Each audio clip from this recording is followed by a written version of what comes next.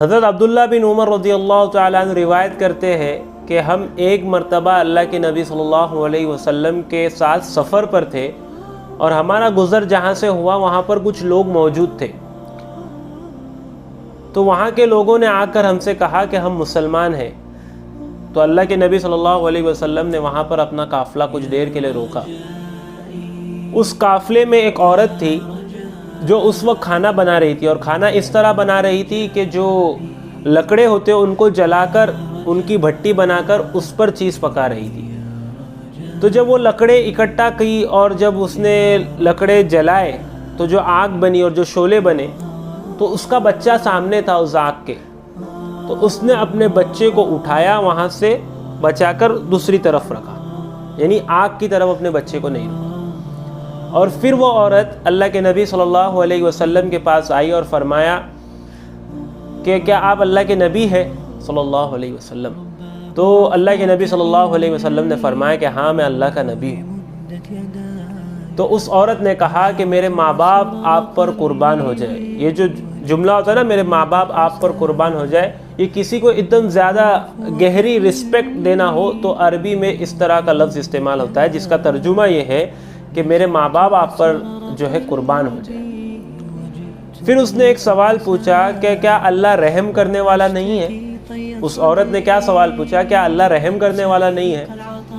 اللہ کے نبی صلی اللہ علیہ وسلم نے جواب دیا کہ بے شک اللہ رحم کرنے والا ہے۔ پھر اس نے سوال پوچھا، کیونکہ اس نے اپنے بچے کو وہاں آگ جلا رہی تھی تو بچہ سامنے تھا، تو بچے کو ہٹا کر دوسری طرف رکھی، یہی پس منظر اللہ کے نبی کے سامنے رکھ دی۔ اور سوال دوسرا کیا پوچھا؟ کیا اللہ ماں سے زیادہ رحم کرنے والا نہیں ہے؟ اللہ کے نبی صلی اللہ علیہ وسلم نے فرمایا کہ اللہ بے شک ماں سے زیادہ رحم کرنے والا ہے۔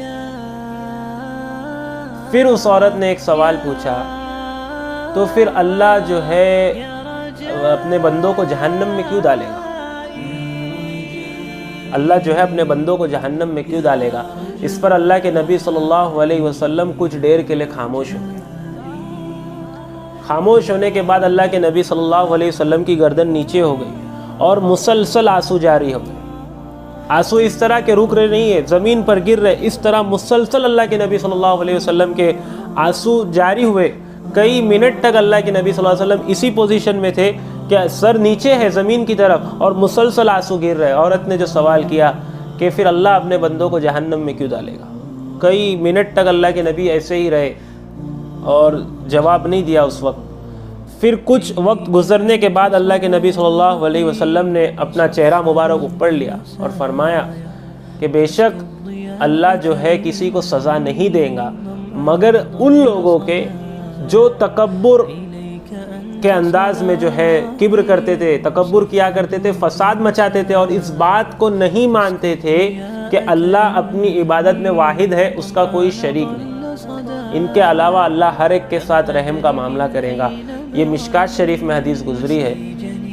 تو یہ اللہ کے نبی صلی اللہ علیہ وسلم نے تعلیم بتا کر اللہ کے رحمان ہونے کے بارے میں بتایا کہ ایک ماں جب اپنے بچے کو آگ سے بچا رہی ہے تو اللہ تو اتنا بڑا ماں سے کئی 70 گنا منیمم 70 گنا زیادہ محبت کرنے والا ہے، تو وہ جب ایک ماں اپنے بچے کو آگ میں نہیں ڈال سکتی تو اللہ اپنے بندوں کو کیوں ڈالے گا؟ تو اس سے یہ بات ثابت ہو گئی ہے کہ دیکھو کام تو اسلام کے بہت بڑے ہیں، ہم جو مختصر اسلام لے کر بیٹھے، نماز، روزہ، زکوٰۃ، حج، یہ تو بس فرائض ہے ہم پر ہر حال میں یہ اسلام کا کام نہیں کر رہے ہم۔ لیکن اگر اس کی بھی جو ہے نفی کی جائے تو پھر انسان اس سے بھی محروم ہو جائے گا، لہٰذا اپنے جو ہے بیسک چیزوں کو کرتے رہے اور اللہ کے نبی صلی اللہ علیہ وسلم کی یہ حدیث کو ہمیشہ یاد رکھے کہ اللہ کسی پر ظلم نہیں کرے گا اور کسی کو عذاب نہیں دے گا سوائے ان لوگوں کے جو فساد مچاتے تھے، تکبر کرتے تھے اور اس بات کو نہیں مانتے تھے کہ اللہ واحد ہے عبادت۔ اس لیے اپنے زندگی میں کہیں بھی چھوٹا سا چھوٹا، دیکھو شرک ہم سے ہو جاتا ہے کبھی کبھار انجانے میں، ہمیں خبر نہیں ہوتی کہ یہ ہم سے شرک ہوا ہے، تو اپنی زندگی میں شرک کا بھی محاسبہ کرے کہ اگر شرک کا پہلو داخل ہے، سوچے ہم کبھی کیا چیز بول رہے ہیں، کیا چیز کر رہے ہیں، کہ یہ عمل درست ہے یا نہیں ہے، اس پر بھی دھیان دیں۔ انشاءاللہ اللہ سے امید ہے کہ اللہ ہم سب کو جنت میں داخلہ نصیب فرمائیں گے۔ اول تو اللہ تعالیٰ ہم کو دنیا میں دین کی سرفرازی کے لیے چنے اور دین کے کام کرنے کے لیے چنے، کیونکہ یہ جو ہے قربانیاں، دنیا کی قربانیاں بہت کام آئیں گی آخر میں۔ Until next time, this is me, Bilal Arab signing off. Assalamu alaikum wa rahmatullahi wa barakatuh.